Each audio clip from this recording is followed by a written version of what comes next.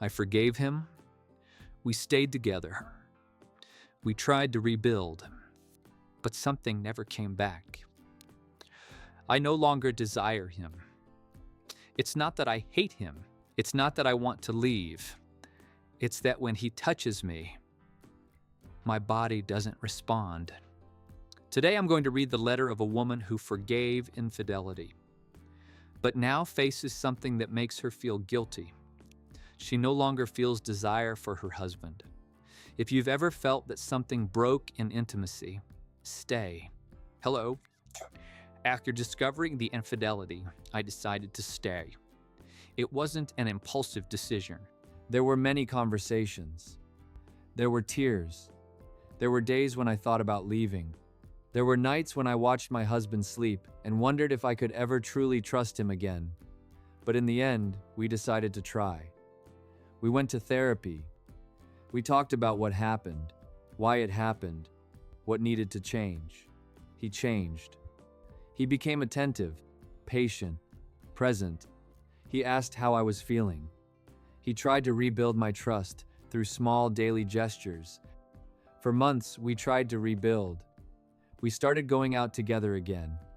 We tried to laugh. We tried to feel like ourselves again.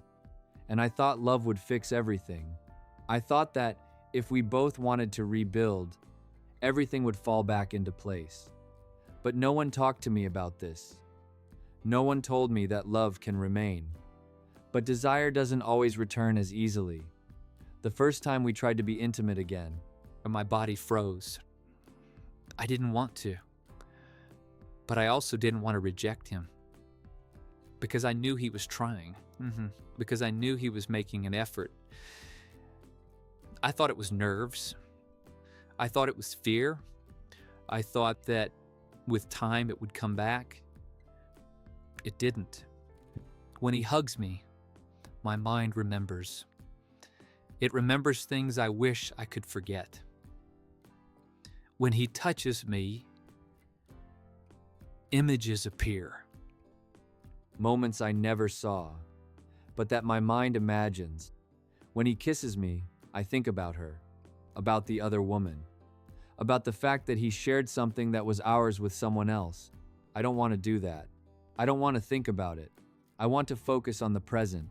I want to believe we are okay. But my brain does it on its own, as if it has a memory of its own, as if it's trying to protect me from trusting completely again. I feel guilty, because he is trying, because he changed, because time has passed, because he looks at me hoping everything will go back to the way it was before. But my body doesn't forget. My body doesn't cooperate. And that scares me, because I don't know if desire can return after trust has been broken. He notices it. He doesn't say anything directly, but he steals it. He asks if I'm okay, if I'm tired, if something is wrong. I tell him yes, I'm fine. I pretend. I smile. I say it's stress, that it's work, that I'm tired, because I don't want to hurt him. I don't want to reopen the wound. I don't want him to feel like all his effort meant nothing. But every time I pretend, I betray myself. There are nights when I invent excuses. Fatigue, a headache, work that I still need to finish. Sometimes I stay on my phone longer. Sometimes I fall asleep before he does. And I hate myself for that. Because before, I desired him. Before, I was the one who looked for him. Before, intimacy was natural. It was spontaneous. It was something that connected us. Now it feels like effort, a mental effort, an emotional effort. And that makes me feel defective, as if something inside me had turned off. There is something nobody says. Desire is not only physical. It's not just chemistry. It's trust. It's safety. It's admiration. It's feeling that you're with someone who protects you emotionally. and something inside me stopped admiring him. I don't say this with hatred. I don't say this with resentment, but something changed. I see him differently, not as the man who chose me, but as the man who hid things from me, the man who lied to me, who compared me, who replaced me, even if just for a moment, even if it was only for a moment, even if it was a mistake, even if he regrets it. That image exists now, and that image lives somewhere in my mind, and it kills something.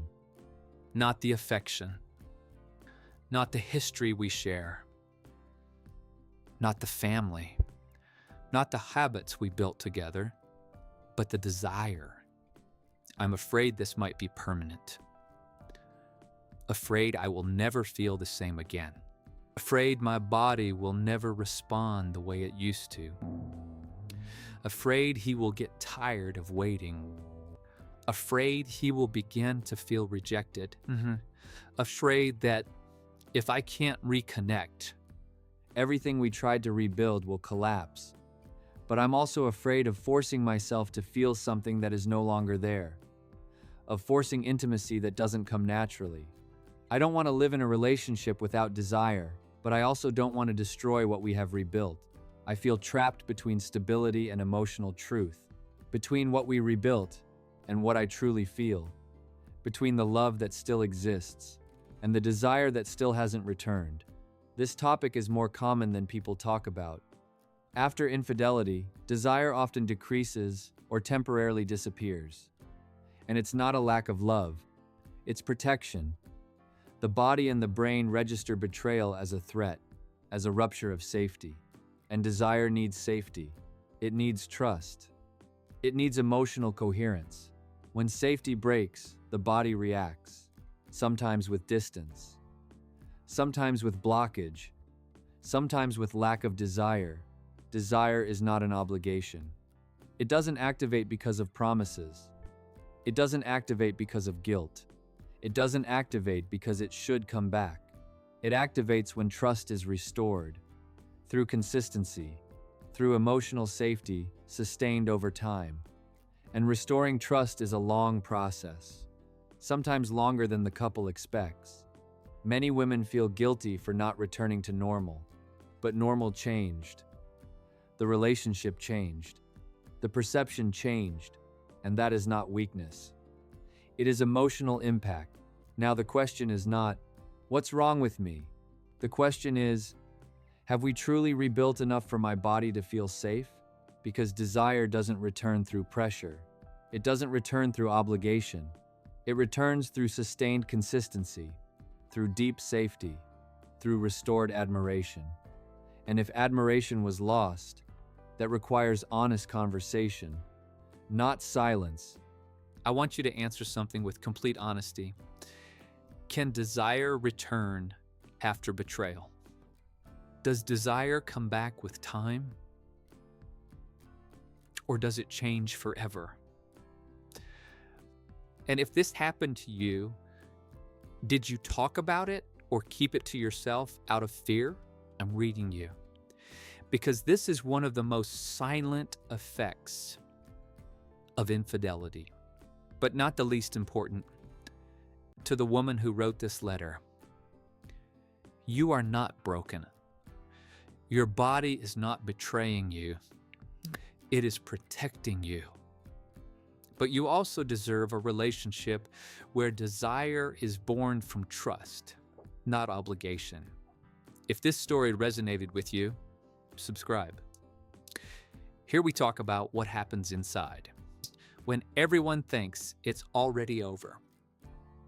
See you in the next video.